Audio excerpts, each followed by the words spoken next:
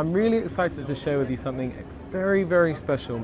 Here with Dave Parry from Canon, and he's brought with him a camera you may have heard of, the 120 megapixel concept camera. It doesn't have a name yet, but yeah, Dave, tell me about what we've got here. Well, yeah. So this is the technology of the 120 million pixel sensor. So the body we've put it in is a 5DS body. I was gonna say, so it looks quite familiar. that. Yeah. So it's the normal 5DS, and basically what they've done is they've taken the 5DS sensor out, which is obviously the 50 million pixel sensor, and put in this 120 million pixel sensor in its place. It's physically smaller, right? That's right, it's APS-H size, so it's slightly bigger than APS-C, but not quite as big as full frame. The reason for that is that's the easiest sensor to use when they're developing, when they're building and making the sensors. It's easy to start off with APS-H and then work with the other sizes from there. So considering this is a prototype, it could end up being a full frame camera one day. Depending on how the technology works and how it works for scaling up and scaling down, yes, we could have other sizes of the sensor. I think people would obviously say, what is the point of 120 megapixels? Why would you need so much? We've already got 50 now. Why would you go up there? I mean, the benefit of having this kind of technology is for lots of different types of photography. So if you imagine you're an architectural photographer and you need to get massive amounts of detail, maybe to see if there's any imperfections in brickwork or anything like this sort of technology would be fantastic. Think about the medical field. They love to have this kind of resolution. And that's not including just like the landscape photographers and the portrait photographers who want really, really the best detail to be able to do these really, really large prints. So there's lots of very exciting reasons to have this. Archives, they want to be able to reproduce prints and copy photographs and paintings in the best detail possible, and this kind of technology can make that possible. See behind me here, we've got a 4K monitor. Yeah. Show This is off our one of the 4K pictures. monitor. Yeah. So this is we've got a few images on here. This is one of the images we've got printed out around the corner as well.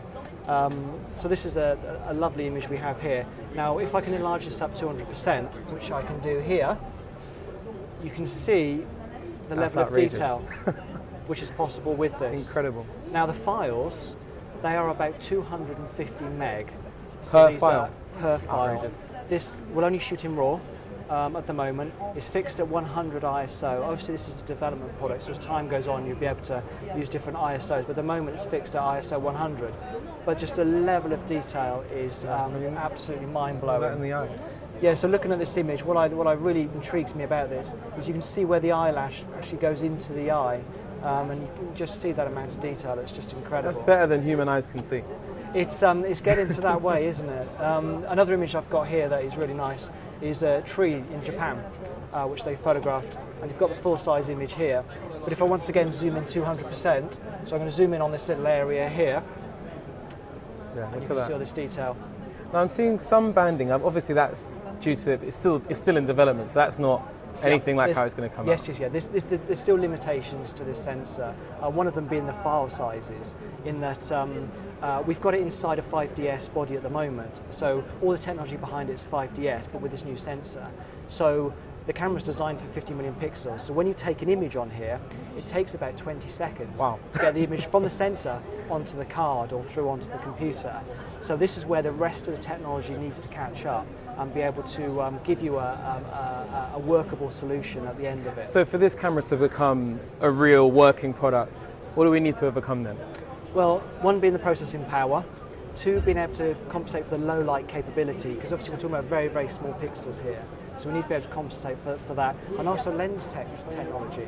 Now, we don't know for sure that we have lenses that can resolve 120 million pixels. We have lenses that can resolve 50 million, no problem at all. But 120 million is a completely different ball game. So we need to make sure that the lenses are in place and the rest of the technology is in place.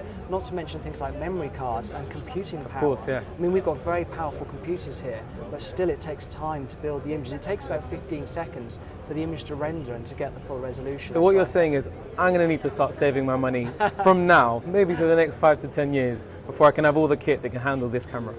Well, we'll see how the technology moves on, but it's very exciting to see that we have the ability to have this amount of megapixels within a product, within this type of product. Thanks for your time, Dave. That's all right. Much appreciated. Good to see you again. Cheers. Bye-bye.